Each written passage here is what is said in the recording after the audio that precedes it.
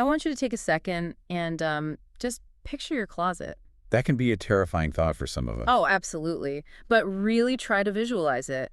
Look past your favorite comfortable sweaters, Mhm. ignore the jeans you wear every single week, And and think about the stuff shoved all the way in the back. right, exactly. The impulse buys from 3 years ago that still have the tags on them. Or the jackets you bought for that one specific trip and never wore again. We all have those. Yeah, we do. Now, multiply your closet by your neighborhood, your entire city, and the whole world. It is an almost unimaginable mountain of fabric. Have you ever stopped to wonder where it all actually ends up when we finally decide to clear out our closets? It's a question most of us prefer to avoid thinking about, primarily because the scale of the answer is, well, it's incredibly difficult to comprehend. And that is exactly why we are doing this deep dive today. We're going to take a massive, highly complex global issue and break it down into a completely accessible conversation. We're leaving the intimidating academic jargon at the door today. A very good plan. So, to set the stage, can you give us an idea of the actual scale we're dealing with here? I mean, how much clothing are we really throwing away? The numbers are staggering. Right now, the average citizen in the European Union consumes almost 26 kilograms of textiles every single year. Wow, 26 kilos. Every year. Annually, that translates to about 5 million tons of clothing being discarded across the EU alone.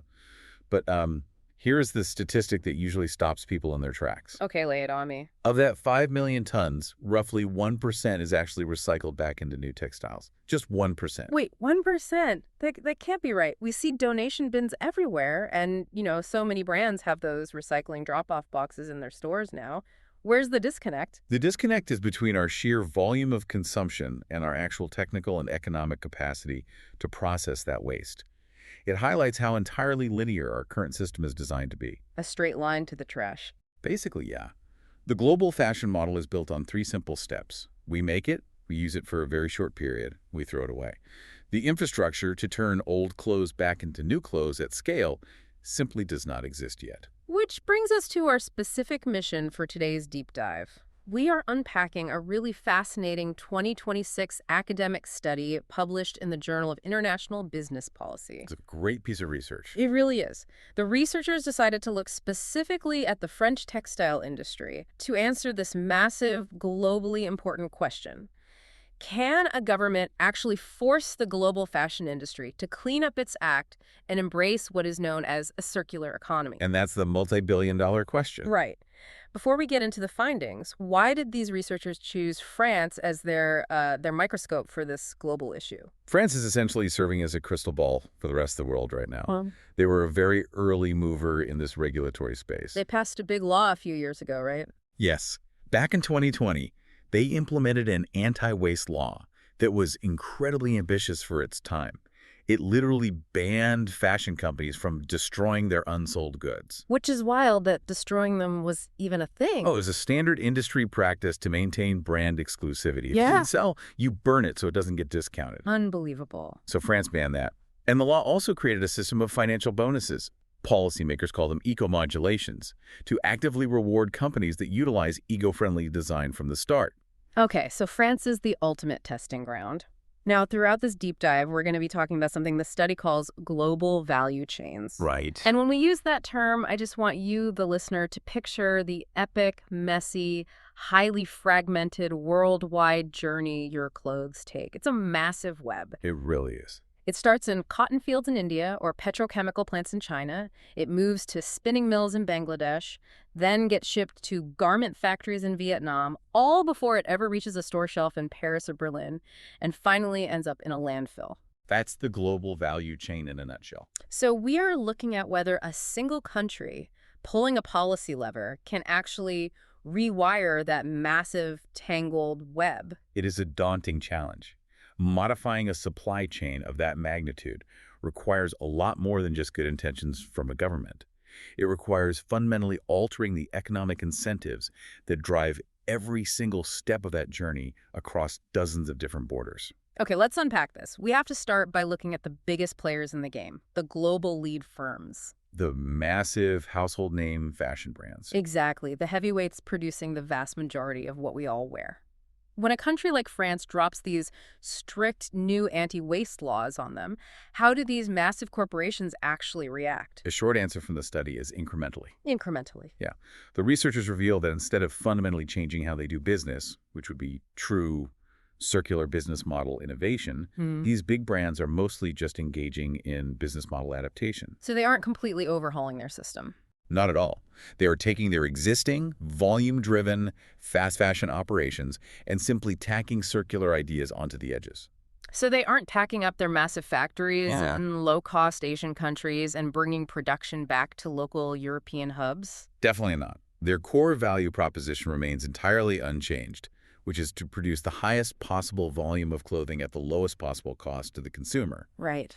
And that inherent goal heavily contradicts the fundamental principles of a circular economy. True circularity essentially asks us to slow down production, use far fewer virgin resources, and design things to last for years. Which kills the fast fashion business model. Exactly. So the changes we see from these global heavyweights are largely driven by basic compliance, not a desire to revolutionize their industry. Let's talk about how that compliance looks to the average consumer, because I see it all the time. There has been an absolute explosion in secondhand clothing sales. Oh, massive. Platforms like Vinted have made buying and selling used clothes from your phone incredibly easy and relatable. Naturally, the massive brands are jumping all over this trend, setting up their own resale platforms. Right. They all have a pre-loved section now. Yeah, and on the surface, keeping clothes in circulation longer feels like a huge win for the environment, is it? It certainly looks like a win, and the marketing is highly effective. But the researchers point out a significant catch, and this is crucial to understand. It's a phenomenon known as the rebound effect. The rebound effect. Can you walk me through how that actually plays out when I use one of these brand-sponsored secondhand platforms? Certainly. When a customer brings in a bag of old clothes or uses a big brand's official secondhand app, the brand rarely gives them straight cash. Oh, right. It's always store credit. Exactly. They reward the customer with a voucher, a discount code, or store credit. And the data shows exactly what customers typically do with those vouchers. They immediately use them to buy more brand new clothes from that exact same brand. Oh, wow. So you are essentially just making room in your closet to buy more fast fashion and using a discount to do it. Precisely. It's a brilliant commercial opportunity disguised as an environmental victory. It is actually fueling the very overconsumption it claims to be fighting. That is wild. If you connect this to the bigger picture, the brand gets to publicly claim they are participating in the circular economy, which satisfies the regulators and looks great on a billboard. But if you look at their supply chain, their production volumes of new virgin materials never actually decrease. It's just a clever incremental adaptation that protects their traditional bottom line. You hit the nail on the head. Okay, I want to ask you about another thing I see on almost every clothing tag lately. Yeah. Everywhere I look, from athletic leggings to winter fleece jackets, brands are proudly advertising that they use recycled polyester. Ah, yes. It feels like a massive step forward. Are they finally melting down old clothes to make new ones? That is a very common assumption, but it is unfortunately an illusion.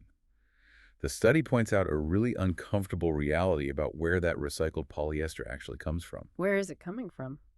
Well, the most cost-effective way for large brands to produce recycled polyester is not by melting down old polyester clothing.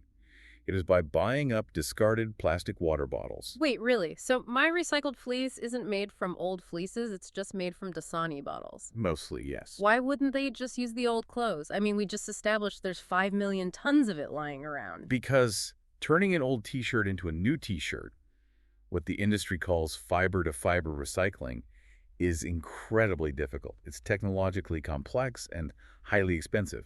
You have to remove zippers, buttons, and dies, and the mechanical shredding process weakens the fibers. Yeah. Melting down a clear, uniform plastic water bottle is infinitely cheaper and easier. But isn't using plastic bottles still a good thing? At least it's not virgin plastic. It is better than virgin plastic, yes, but it raises a critical question about resource allocation. Using plastic bottles for fashion diverts those materials away from the food and beverage industry. Oh, okay, why does that matter? Because that industry actually has the technology to recycle a plastic bottle back into a new plastic bottle over and over again in a closed loop. Oh, I see. But when you turn that bottle into a fleece jacket, the loop stops. When that jacket eventually wears out, it still ends up in a landfill or an incinerator. It does absolutely nothing to solve the mountains of discarded textiles we mentioned earlier. Now, I want to make sure we are being completely objective here because the study makes a very specific point about this. We are not framing this as some sort of deliberate cartoon villain moral failing on the part of these fast fashion companies, right? That is a very important distinction. The margins in the mass market fashion industry are razor thin. They're competing for consumers who are highly sensitive to price. We all love a good deal. Exactly. When the global market demands a t-shirt that costs exactly €5, the brands simply cannot afford the expensive, labor-intensive processes required for genuine fiber-to-fiber recycling or eco-friendly design. They are operating exactly as global value chains are designed to operate, maximizing efficiency and minimizing cost. So if these massive global heavyweights are too locked into their financial models to fundamentally change, who is actually getting this right? Is anyone building clothes the right way from the ground up? That brings us to the second group analyzed in the study, the innovators. The researchers refer to them as born circular firms. Born circular. Yes. These are local startups and smaller brands that have sustainability completely baked into their DNA from day one. While the massive-led firms are just adapting to regulations, these born circular firms are truly innovating. Their entire value proposition is built around extending lifespans, sourcing materials locally, and designing out waste from the very beginning. The study highlighted a specific example of this that completely surprised me, having to do with local French wool. I always pictured France as this historic center of luxury textile craftsmanship. But what is actually happening with sheep farmers in France right now? It's a stark example of how broken the global supply chain is. The researchers found that local French wool has practically disappeared as a viable textile resource for clothing How does that even happen? because the global fashion industry has completely shifted to incredibly cheap synthetic fibers manufactured overseas. It is actually too expensive for French farmers to process their own wool. Consequently, a massive amount of local wool is legally classified by the government as an animal byproduct. So the wool off a sheep in France is legally considered waste. They just throw it away. Exactly, or they burn it. So these born circular startups are stepping in to try and rescue this material. And they aren't just trying to make traditional wool sweaters. What's fascinating here is how true circularity requires us to break down the walls between completely different industries. Yeah. The study details how these born circular firms are taking this discarded wool and finding cross-sectoral uses for it. For instance, using it for weed management in agriculture, or turning it into eco-friendly building insulation. Can you clarify what you mean by cross-sectoral? Is that what the study calls an open-loop system? Yes, precisely. Right. In a closed-loop system, an old shirt becomes a new shirt. In an open-loop system, the waste from one industry, like discarded wool from sheep farming, becomes a valuable raw material for a completely different industry, like construction or agriculture. That prevents the material from going to a landfill, even if it doesn't become clothing. Right. That sounds incredibly innovative. But let's talk about the economics. How does a small, born circular startup actually survive? They are trying to build these beautiful, sustainable, localized supply chains, but they are still competing for my wallet against the massive brands. They are slamming headfirst into a very harsh economic reality. You generally cannot compete on price when your competitor can import a shirt for €5. This forces these idealistic startups into difficult compromises. Which makes sense. The study features a very revealing anecdote from a founder of one of these born circular firms. They started with this utopian vision. They wanted to source, spin, weave, sew, and sell everything entirely within the borders of France. A 100% made-in-France loop. But I'm guessing the math didn't work out. It didn't. They quickly realized that to survive economically, to balance the high cost of local labor with the quality they needed to charge a premium price, that utopian vision was impossible. So what did they do? They had to shift to a hybrid made-in-Europe model. For example, they might source the raw materials in France, but move the actual cutting and sewing to Portugal, where production costs are slightly lower, but environmental and labor standards are still rigorously enforced. It makes perfect sense. They had to abandon the pure local ideal just to keep the lights on. And it really forces you as a listener to look at your own buying habits. It does. We all say we want sustainable, ethically made fashion. But how much more are you actually willing to pay for a shirt if you knew with absolute certainty it was made entirely within a sustainable, local loop? Are you willing to pay €20 more? 50? These startups are discovering that the market of people willing to actually pay the true cost of sustainability is still quite small. It beautifully highlights the friction between our environmental aspirations and our daily economic realities. These born circular firms prove that a different, better model is technically possible, but without sweeping regulatory changes across the whole continent to level the playing field against cheap imports, they're going to remain a niche market. That's the unfortunate reality. Here's where it gets really interesting, though. Because you have the massive brands trying to adapt to the new laws, and you have the small brands trying to survive, a completely new ecosystem is popping up right in the middle to bridge the gap. We are talking about the matchmakers. The academic term the researchers use for them is circularity brokers. They are rapidly becoming the glue holding this new landscape together, and they represent a booming new middleman economy. Because if you think about it, a massive global fashion brand is full of experts who know how to design a trend, market it on social media, and ship it globally. But if the French government suddenly tells them they are legally responsible for recycling their waste, they have a problem. A huge problem. They have absolutely no idea how to collect used clothing, sort it by fabric type, or safely disassemble a jacket into reusable yarn. And that massive knowledge gap creates a highly lucrative market opportunity. Brands are suddenly forced to manage their waste, so they have to hire these specialized matchmakers. The brokers. Exactly. We are seeing a surge in new independent research labs, highly specialized waste sorting facilities, and consultants whose entire business model is simply connecting a brand's waste stream with a factory that possesses the technology to actually use it. But the study points out that the success of these middlemen depends heavily on what kind of waste they are actually dealing with.